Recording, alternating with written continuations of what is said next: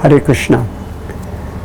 In the third verse of Damodarastakam of śatāvṛtti Muni, he continues to glorify the devotion of the inhabitants of Gokula Vrindavan for Lord Krishna.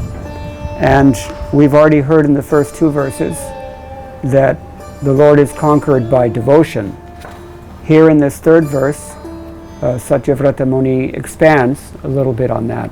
He says, itīdṛk sva-līlābhir ānanda-kuṇḍe sva-ghoṣaṁ nimajjantam ākhyāpayantam tadīyeṣita-jñeṣu bhaktair jitatvaṁ punaḥ prematas śatāvṛtti vande. Very beautifully he says that by such pastimes, itīdṛk, that implies that there are other pastimes also, many other pastimes.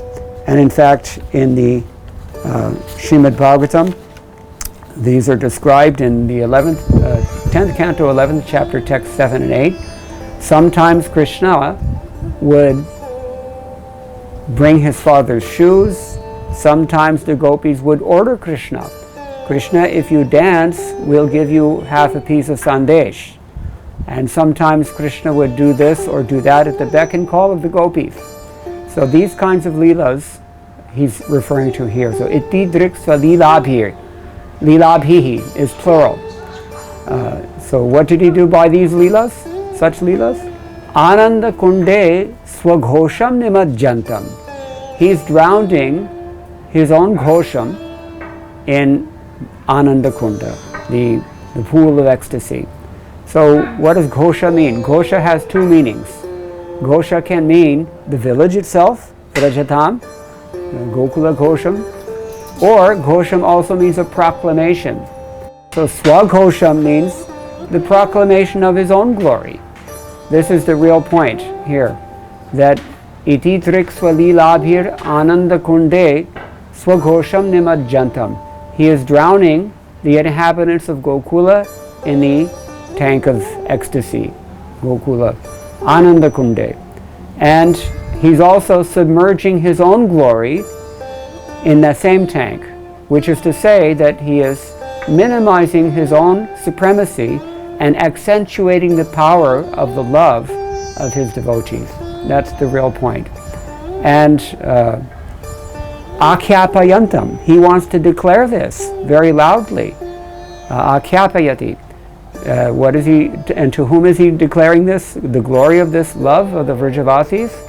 tadīyeṣita-jñeṣu, among those who have only knowledge of his supreme majesty.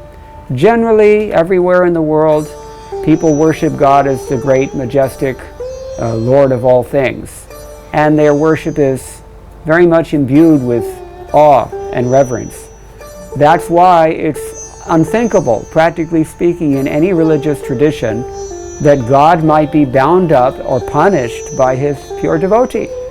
And so it's a very unique thing that is being offered here, that Krishna, through the extreme love, the topmost love of his pure devotees in Vrindavan, especially the gopis, he is actually willing to be conquered by them. And of all the gopis who are in Vatsalya Rasa, Mother Yashoda is the topmost.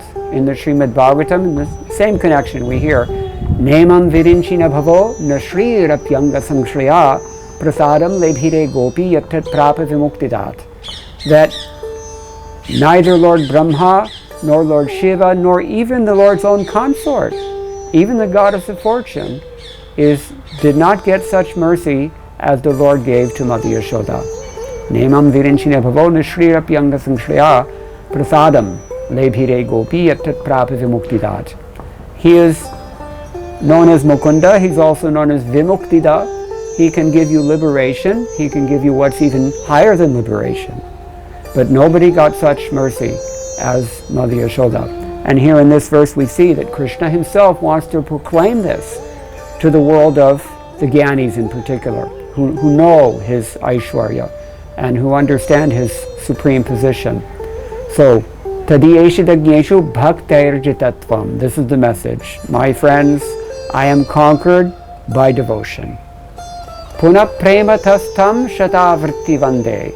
Therefore, again and again, śatāvṛtti Muni he's in ecstasy, just ruminating on all these things. He becomes overwhelmed, and he wants to offer his obeisances to the Lord hundreds and hundreds of times. He is completely absorbed in that ecstasy. So this is the third verse of the Damodarastakam. Hare Krishna.